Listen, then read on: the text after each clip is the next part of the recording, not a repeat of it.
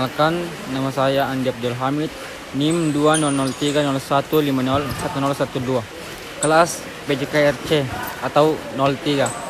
Di sini saya akan memaparkan materi tentang persiapan pembelajaran motorik. Kita langsung ke materi. Bagaimana memotivasi? Sering terjadi bahwa aspek motivasi lebih banyak diabaikan oleh para guru atau pelatih yang menganggapnya sebagai bukan masalah sama sekali. Padahal motivasi akan menentukan bagaimana siswa mampu dan mau mempelajari suatu keterampilan. Seorang siswa yang tidak termotivasi sama sekali tidak akan pernah mau berlatih, dan karenanya hasil latihan atau belajar tidak akan maksimal. Yang pertama, memperkenalkan keterampilan. Memperkenalkan suatu keterampilan kepada murid merupakan satu upaya untuk memotivasi mereka agar tujuan tersebut tercapai.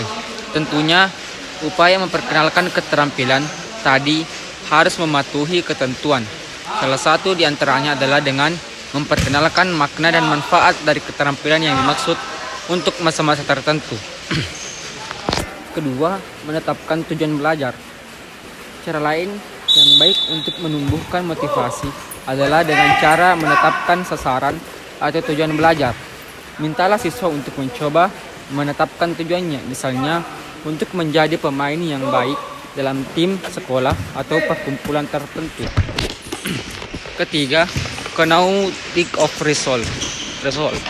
Penelitian terdahulu yang telah menyumbangkan konsep bahwa latihan sendiri tidak membuat sempurna adalah penelitian tentang pembuatan garis pada orang-orang yang ditutup matanya. Ketika mereka tidak diberitahu tentang hasil dari apa yang mereka kerjakan, mereka tidak diberitahu tentang hasil dari apa yang mereka kerjakan.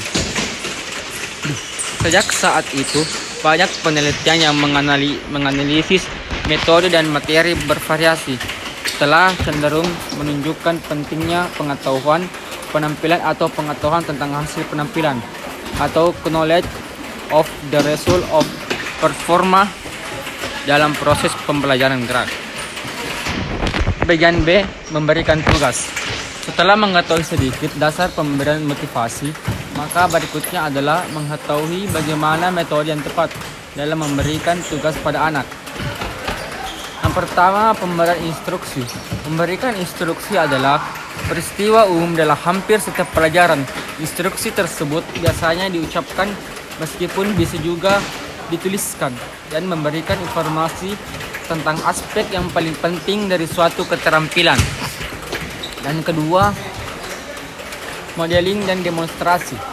Media yang paling baik dalam pemberian instruksi pralatihan adalah alat-alat bantu visual seperti gambar dari suatu teknik atau keterampilan yang benar, klip film, video atau demonstrasi oleh kawan sekelas atau oleh guru sendiri atau modeling. Kemudian sebagai pegangan untuk mengoptimalkan pemberian demonstrasi tersebut, guru hendaknya berpedoman pada 4 hal, yaitu 1. Para siswa harus disadarkan untuk mengamati contoh yang diberikan dengan perhatian penuh. Dan kedua, guru harus menyampaikan informasi yang optimal yang dapat diproses oleh kemampuan siswa. Ketiga, demonstrasi tersebut akan memberikan efek yang lebih baik jika diulang lebih dari sekali. Dan keempat, akan sangat membantu jika dapat menampilkan demonstrasi dalam bentuk film. C. Bentuk latihan.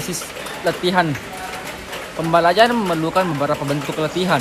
Konsep dari keterampilan sendiri sudah didasarkan pada asumsi bahwa latihan mendahului penguasaan tugas.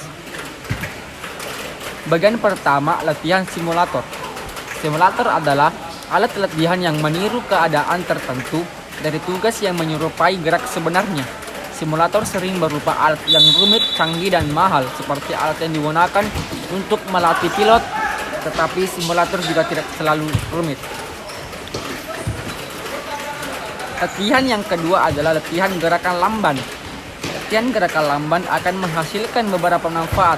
Satu parameter dari program gerak yang digeneralisasi adalah kecepatan umum, nilai yang dapat divariasikan oleh pelaku yang bergantung pada seberapa lamban dan cepat mereka memutuskan untuk melakukan pola geraknya. Ketiga, teknik latihan mental atau mental rehearsal.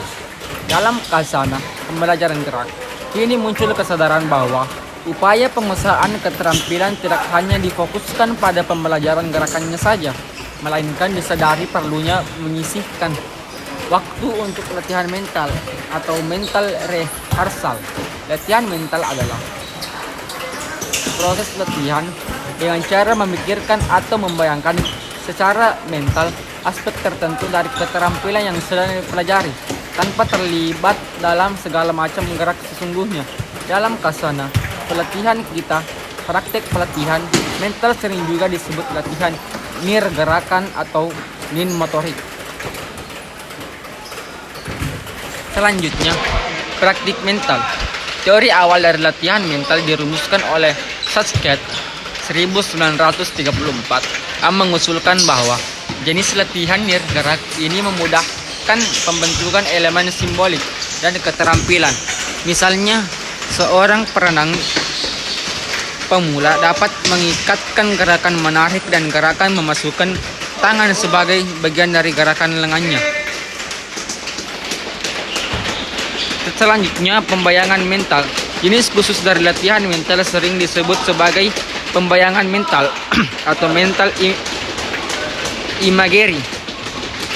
Selama pembayangan mental, anak atau atlet berusaha untuk melibatkan dan merasakan dirinya seperti benar-benar sedang melakukan keterampilan.